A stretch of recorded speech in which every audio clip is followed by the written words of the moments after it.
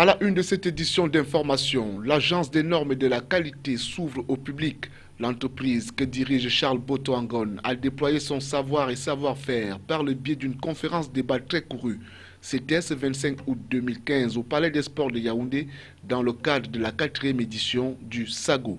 Enseignement primaire et maternel, la supervision pédagogique pour l'inclusion et la qualité dans le processus d'enseignement et d'apprentissage.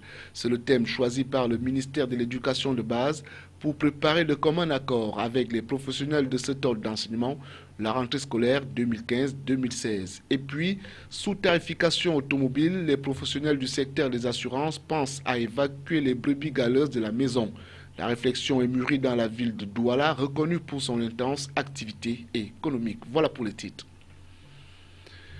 Mesdames, Messieurs, bonsoir et bienvenue au journal. Salon de l'action gouvernementale, les bons points marqués par l'Agence des normes et de la qualité. L'entreprise que dirige Charles Boto Angon s'est ouverte au public par le biais d'une conférence débat très courue. Daniel Atangana et Joseph Léonard Ateba étaient au Palais des Sports de Yaoundé.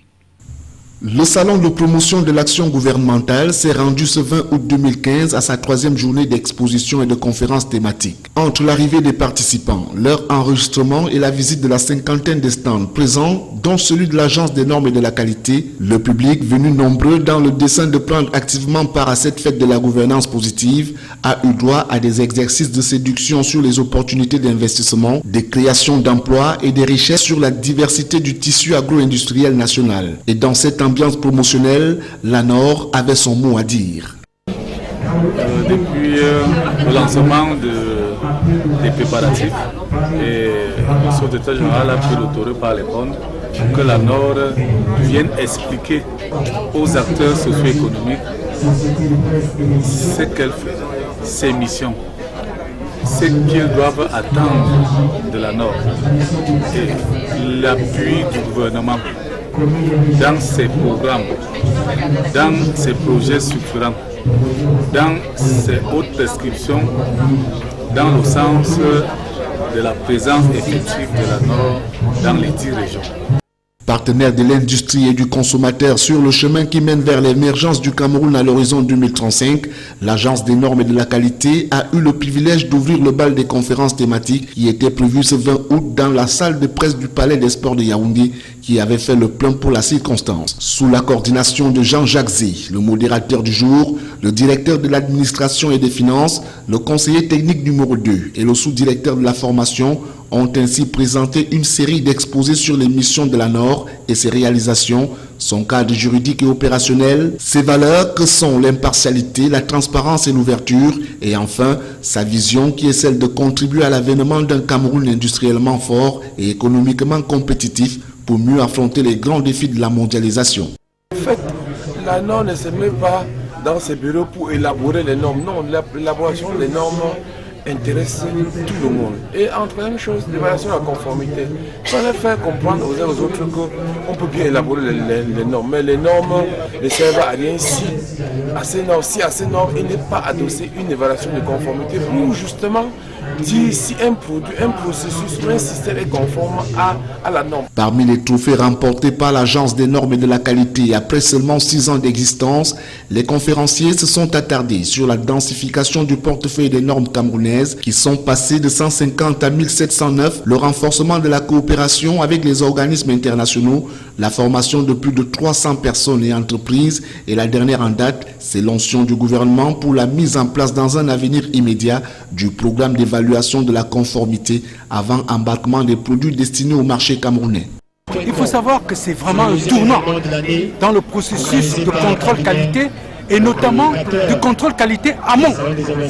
Donc désormais, avant que les produits n'entrent ou n'approchent les frontières camerounaises, ces produits auront au préalable été contrôlés dans le pays par des organismes agréés et ayant compétence conformément aux prescriptions internationales. Après plus de 2 heures d'échanges constructifs, la conférence s'est achevée par une distribution de la 2e édition du catalogue des normes camerounaises. Enseignement primaire et maternel. Il y a quelques semaines seulement de la reprise des cours, les responsables des services centraux et déconcentrés du ministère de l'Éducation de base se sont retrouvés ce 25 août 2015 autour de la ministre Youssouf Halim Adidja dans le cadre de la traditionnelle réunion préparatoire de rentrée scolaire. Les travaux de la concertation ont eu pour thème la supervision pédagogique pour l'inclusion et la qualité dans le processus d'enseignement et d'apprentissage. Il a été question pour les parties prenantes à cette concertation, non seulement de faire le point sur le fonctionnement des écoles maternelles et primaires, sur les plans pédagogiques, financiers et administratifs, mais aussi d'évaluer les résultats des examens de la session 2015 et d'indiquer les directives à suivre pour une rentrée scolaire 2015-2016 réussie. Écoutons à présent la ministre Youssouf Halim Adidja. Nous venons de démarrer notre réunion traditionnelle préparatoire de la rentrée scolaire, cette fois-ci 2015-2016. La rencontre qui s'ouvre donc ce matin et qui réunit l'ensemble des responsables des services centraux déconcentrés du ministère de l'Éducation de base et tous nos partenaires et les membres de la communauté éducative vise les objectifs suivants. D'abord, faire le bilan de l'année scolaire écoulée 2014-2015 et essayer de dégager là-dedans les forces et les faiblesses.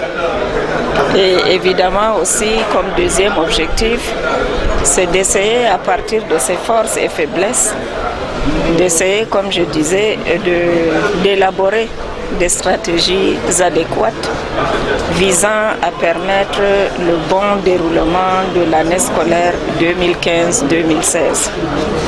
Et vous savez également que nous sommes dans un contexte assez particulier, et ce depuis quelques mois, et certaines parties de notre pays éprouvent beaucoup de difficultés justement en matière d'encadrement des enfants. Amélioration du cadre de vie des populations, le ministère de l'Habitat et du Développement urbain vient de lancer la phase 3 du programme participatif d'amélioration des bidonvilles dans la zone de Nkolbikok à Yaoundé. Ce département ministériel et les partenaires au développement ont pour l'occasion remis 7 chèques aux associations bénéficiaires, soit une enveloppe totale de près de 50 millions de francs CFA. Les détails avec Jean-Pierre Bitongo, Marcel Vondo. Nkolbikok, dans l'arrondissement de Yaoundé 6e, est une zone densément peuplée mais qui s'est malheureusement dégradée avec le temps. Ici, moins de 35% des ménages ont accès à l'eau potable, 70% des ménages sont locataires, 80% des ménages vivent dans les maisons de 2 à 3 pièces. La population est estimée à 25 000 habitants, soit environ 325 habitants par hectare. 75% des latrines sont à fosse perdue et en contact avec la nappe d'eau des puits et des sources. C'est une zone de 72 hectares, dont 16 sont des espaces inondables. 58 hectares sont couverts par les titres fonciers privés et 10 hectares de titres privés de l'État. Pire, près de 98% des ménages sont installés sans titre sur les parcelles qu'ils occupent. À travers le programme participatif d'amélioration des bidonvilles, il est donc question de créer des espaces vitaux attrayants, attractifs et inclusifs. Premier impact, c'est le changement de la physionomie urbaine du quartier. Et ceci se fait en concertation avec les populations, avec l'encadrement des chefs de quartier et également la société civile accompagne. Et les projets qui sont identifiés par les populations et mis en cohérence sur le plan technique par les experts du ministère de l'Habitat et du Développement urbain, le PNUD et ONU Habitat. Outre les actions à court, moyen et long terme, il y a celles prioritaires visant l'amélioration des conditions de vie des populations, d'où l'octroi de ces fonds. Pour le moins, le programme participatif d'amélioration des bidonvilles, dont le budget d'investissement global pour 2015 s'évalue à près de 390 millions de francs CFA, est mené en même temps que d'autres initiatives du ministère de l'Habitat et du Développement urbain, notamment le projet de développement des secteurs urbains et de l'approvisionnement en eau potable. Coopération Cameroun-Corée du Sud, les deux parties signent un protocole d'accord d'aide pour l'année 2015. Il s'agira d'accélérer et de sécuriser la communication électronique de l'administration camerounaise d'une part et de soutenir la diversification des sources d'énergie en mettant l'accent sur les énergies renouvelables. Le dit protocole a été signé hier à Yaoundé par le ministre Emmanuel Ngalou Djoumessi de l'économie, de la planification et de l'aménagement du territoire, représentant le Cameroun, et Lim Jo-hun, l'ambassadeur de la République de Corée. Les détails avec ça. Soutenir la réduction de la pauvreté et le développement durable au Cameroun. C'est dans ce sillage que le diplomate coréen accrédité à Yaoundé situe le protocole d'accord à l'aide pour l'année 2015 passé entre son pays et le Cameroun.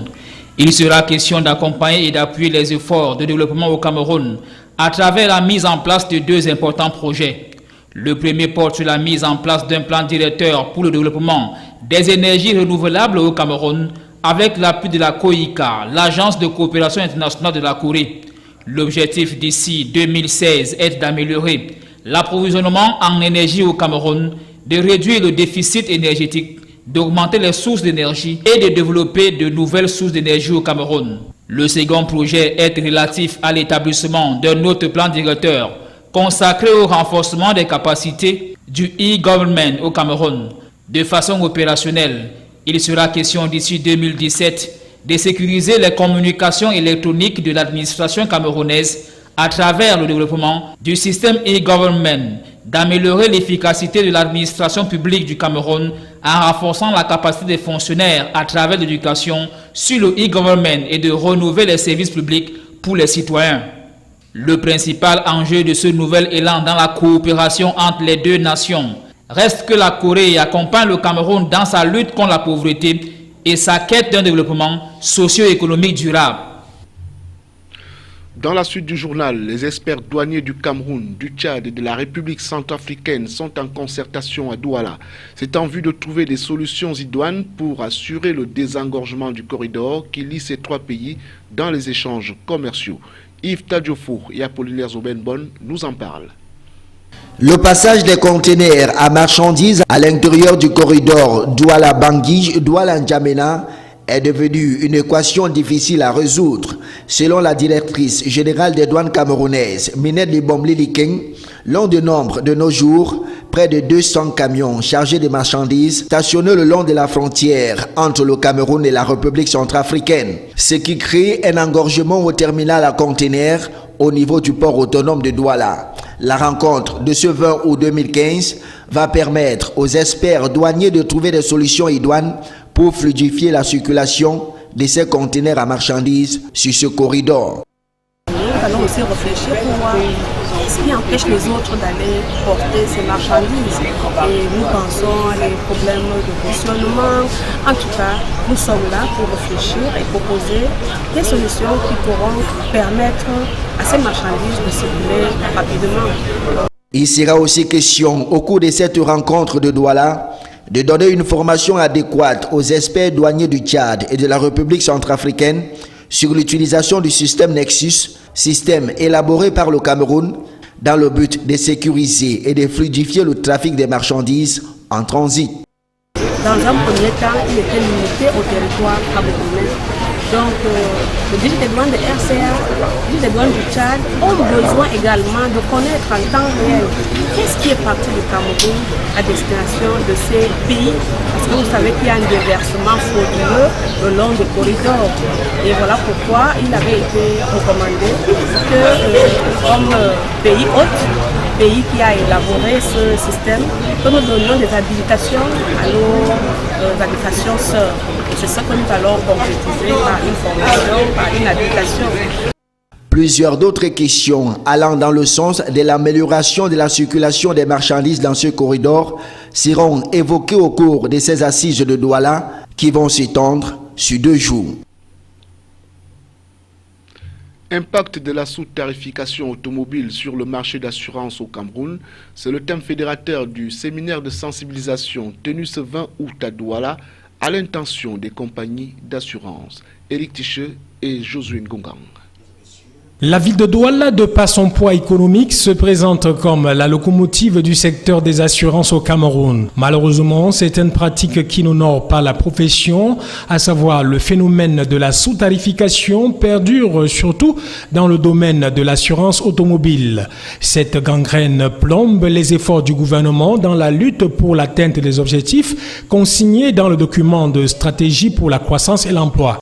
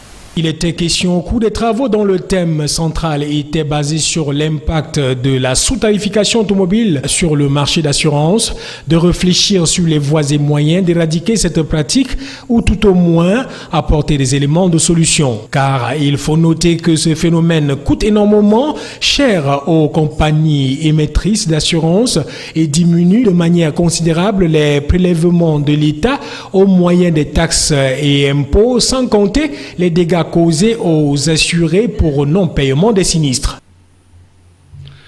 Tout autre chose à présent, activité de vacances à Garoua dans la région du Nord. L'occupation des jeunes vacanciers initiée par la cellule d'appui à l'action pédagogique arrive à son échéance.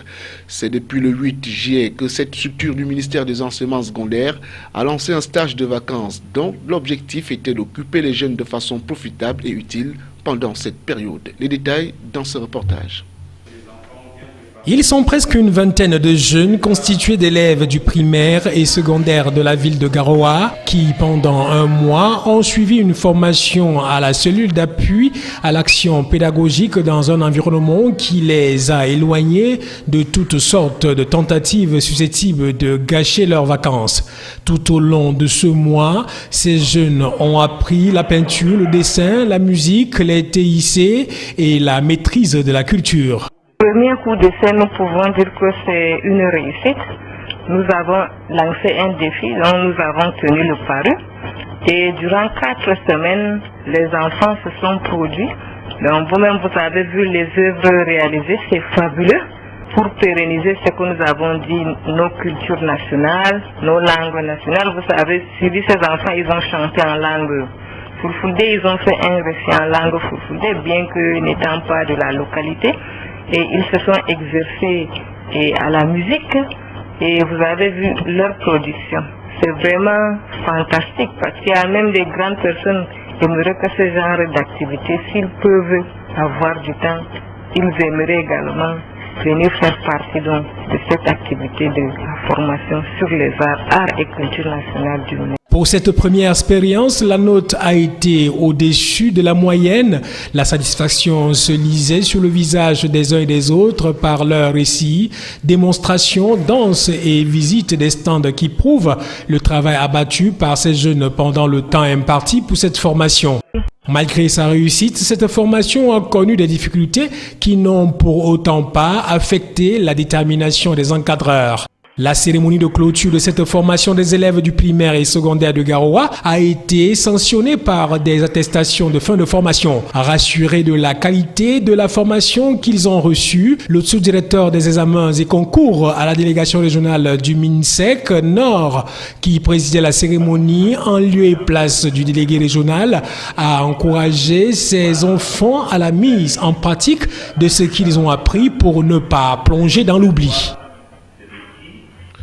À retenir de cette édition d'information, Salon de l'action gouvernementale, l'Agence des normes et de la qualité s'ouvre au public. L'entreprise que dirige Charles Boto-Angon a déployé son savoir et savoir-faire par le biais d'une conférence débat très courue. C'était ce 25 août 2015 au Palais des Sports de Yaoundé, dans le cadre de la 4e édition du SAGO. Enseignement primaire et maternel, la supervision pédagogique pour l'inclusion et la qualité dans le processus d'enseignement et d'apprentissage.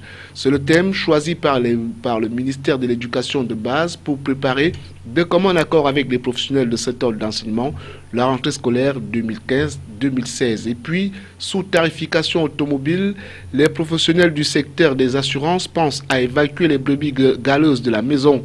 La réflexion est mûrie dans la ville de Douala, reconnue pour son intense activité économique. Retrouvez toute l'actualité mondiale en continu aux adresses www.camnews24.net et sur YouTube Camnews24 2015. Fin du journal, de votre fidélité. Merci.